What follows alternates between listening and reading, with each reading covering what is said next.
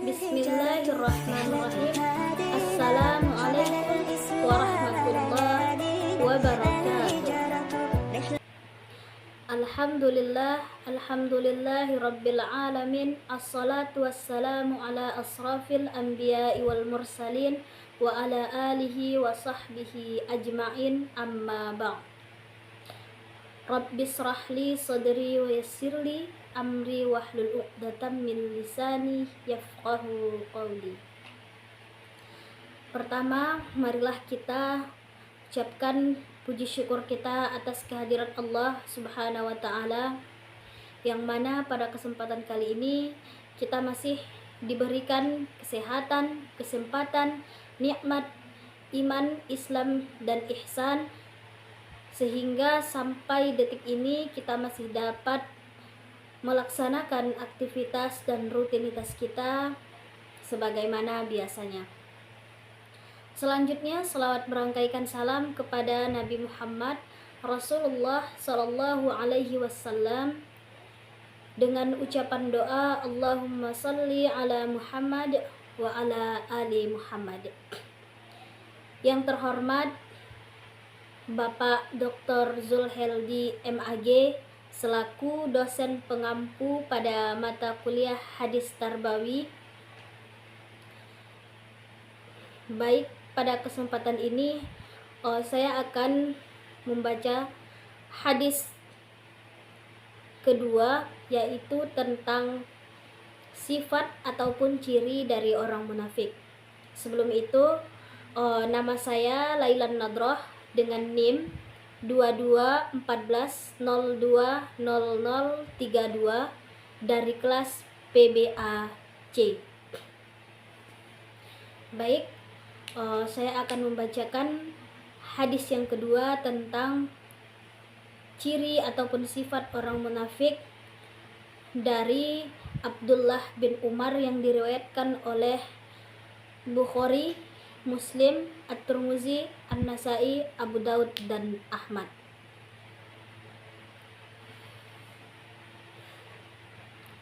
Hadisu Abdullah bin Amrin radhiyallahu anhuma qala Rasulullah sallallahu alaihi wasallam, arba'un man kunna fihi kana munafiqan khalisan wa man kanat fihi khallatun minhunna kanat fihi khallatun min nifakin hatta yada'aha idza haddasa kadzaba wa iza ahada ghadara wa iza wa'ada akhlafa wa iza khasama fajara.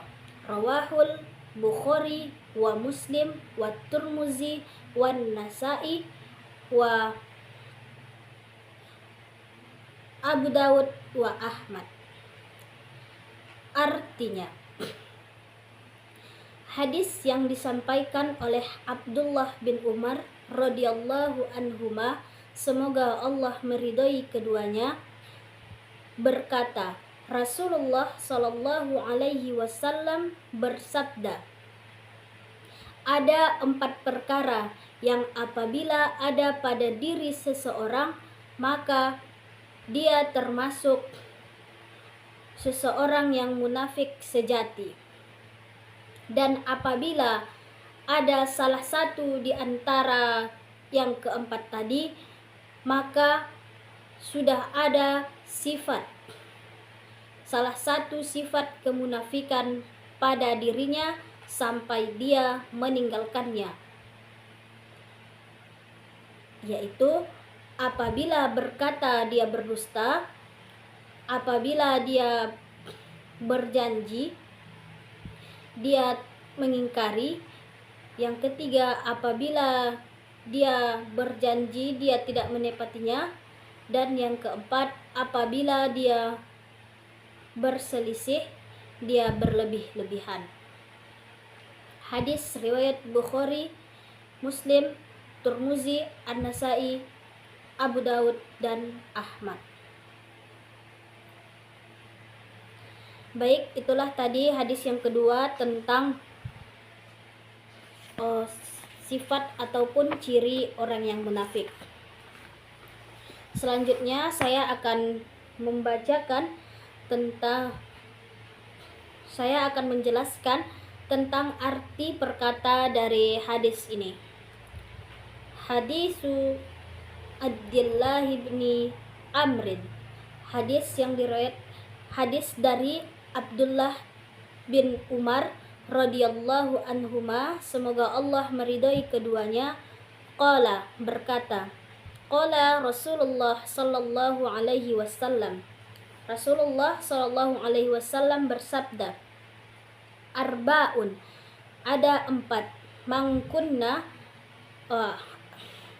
siapa yang apabila fihi, di dalamnya, kana munafikon, apabila ada yang keempat tadi, kana munafikon, adalah maka munafikon, kemunafikan, kholison, yang tulen ataupun sejati.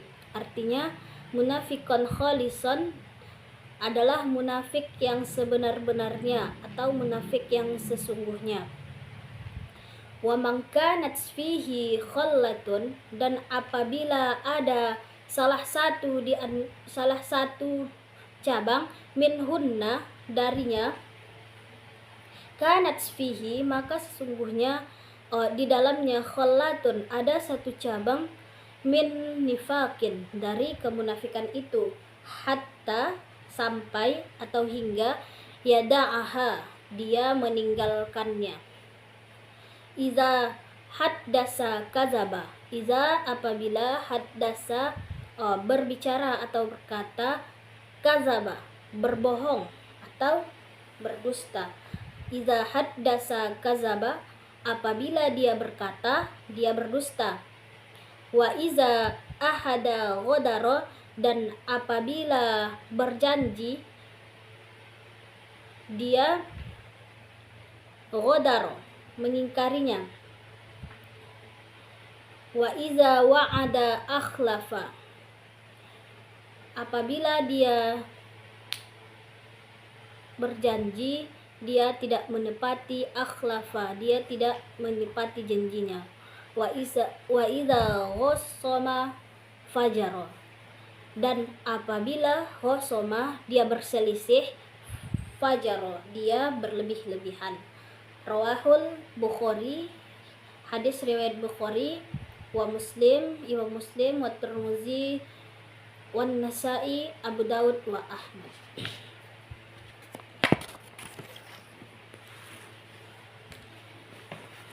Baik, selanjutnya yaitu penjelasan dari hadis yang telah dibacakan di atas tadi, di mana hadis di atas adalah hadis yang menjelaskan tentang ciri-ciri orang munafik ataupun sifat orang munafik. Dalam hadis tersebut dijelaskan bahwa ketika seseorang memiliki 4 sifat yang telah disebutkan di dalam hadis di atas, maka dia akan menjadi benar-benar munafik, munafikon kholison, munafik yang sesungguhnya. Dan apabila salah satu di antara yang keempat tadi ada pada diri seseorang, maka sudah ada di dalam dirinya sifat kemunafikan itu 1/4 bagian. Jika dia melaksanakannya 2, maka setengah, di dalam dirinya ada setengah kemunafikan, dan begitu juga seterusnya. Nah, di dalam hadis lain juga ada yang mengatakan ciri-ciri orang munafik itu ada yang 3, ada yang 4. Namun di dalam hadis yang disampaikan oleh Abdullah bin Umar ini ada 4 sifat ataupun ciri dari orang munafik itu. Apa itu? Kita bahas satu persatu. Yang pertama, apabila dia berkata, dia berdusta. Yang kedua, apabila dia mengadakan perjanjian ataupun kontrak, dia tidak menunaikannya. Dan yang ketiga, apabila dia berjanji, dia menyalahinya. Yang keempat, apabila dia bermasalah atau berselisih, dia berlebih-lebihan. Baik, yang pertama, apabila dia berkata, dia berdusta. Jadi, kata-kata itu tidak benar, tidak sesuai dengan kenyataan yang sebenarnya. Apa yang disampaikannya tidak sesuai dengan apa yang dilihat dan apa yang didengar. Maka orang yang ketika berbicara dia berdusta, maka kemunafikan itu sudah ada pada dirinya. Itu poin yang pertama. Yang kedua, apabila dia mengadakan perjanjian ataupun kontrak, kemudian dia tidak menunaikannya. Nah, di sini adalah ketika seseorang sudah bertekad, berjanji, ataupun bersumpah dengan orang lain dan disaksikan orang lain, dia akan melaksanakan sesuatu, maka dia harus melakukannya. Jangan mengingkari perjanjian tersebut. Namun ketika dia mengingkarinya, dia tidak melaksanakannya apa yang sudah dia janjikan, maka itu sudah ada kemunafikan pada dirinya. Yang ketiga, apabila dia berjanji akan sesuatu tetapi dia tidak menyalahi. Nah, berbeda halnya dengan yang poin nomor 2 tadi. Di poin nomor 3 ini adalah janji yang lebih ringan daripada yang nomor 2. Kenapa saya mengatakan demikian? Karena pada poin nomor 2 tadi yang sudah saya jelaskan, itu adalah berupa amanah yang diberikan oleh seseorang kepada kita. Namun kita tidak melaksanakannya sesuai amanah tadi. Nah, contoh. Misal, ketika seorang guru atau seorang dosen diamanahi untuk mengampu satu mata pelajaran ataupun mata kuliah. Nah, dia di situ mengatakan dia menyanggupi bahwasanya dia akan memenuhi amanah yang telah diberikan.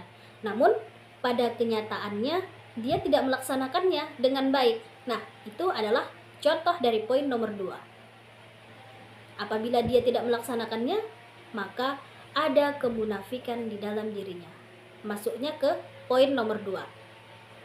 Nah, kalau contoh yang nomor 3 bagaimana? Di yang nomor 3 ini, yang dimaksudkan di sini adalah perjanjian. Perjanjiannya yang lebih ringan daripada yang nomor 2 tadi. Misal, seorang guru ataupun dosen berjanji akan masuk kelas pada jam 8 pagi. Namun ternyata dia tidak masuk pada jam 8 pagi tanpa memberikan kabar dan alasan yang jelas.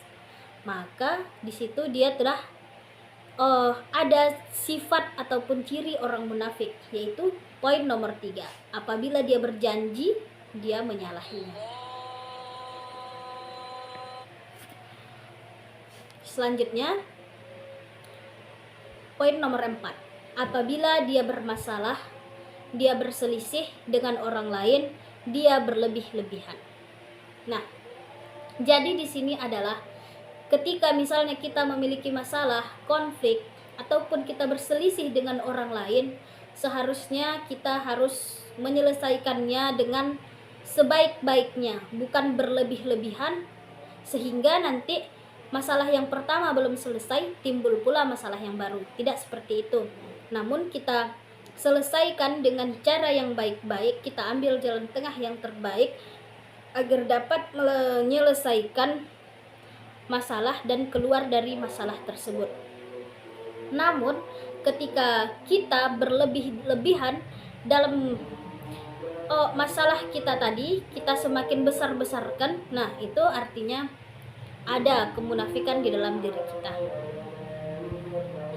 Nah, itulah tadi keempat ciri ataupun sifat orang munafik yang ada di dalam hadis yang telah kita bacakan tadi.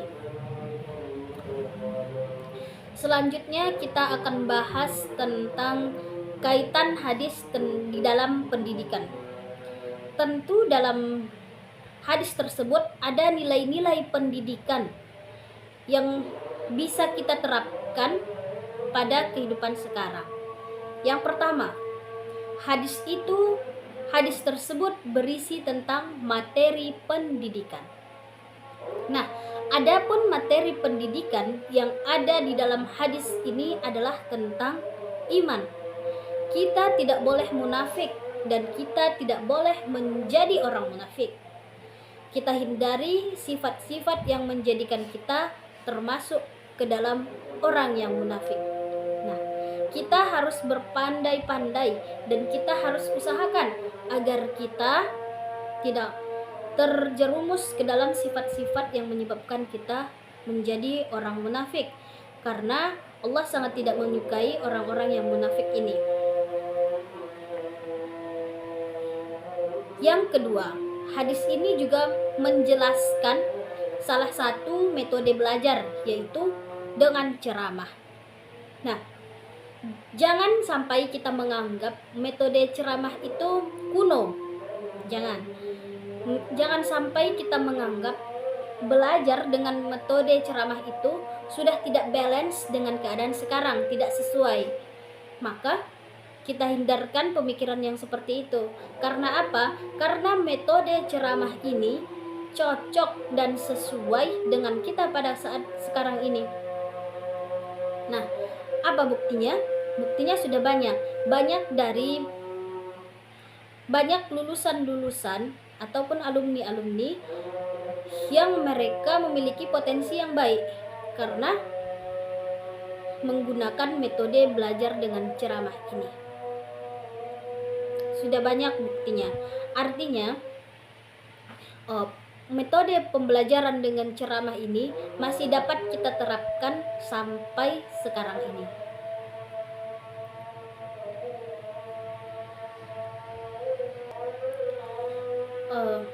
Jadi ada 2 poin tentang kaitan hadis dengan pendidikan. Yang pertama terkait materi pendidikan, yakni pendidikan tentang iman. Yang kedua menjelaskan tentang metode belajar, yaitu dengan ceramah. Mungkin ini saja yang dapat saya sampaikan dan dapat saya jelaskan mengenai hadis yang kedua tentang ciri ataupun sifat orang munafik ini. Salah dan janggalnya saya mohon maaf. Terima kasih atas segala perhatian. Wassalamualaikum warahmatullahi wabarakatuh.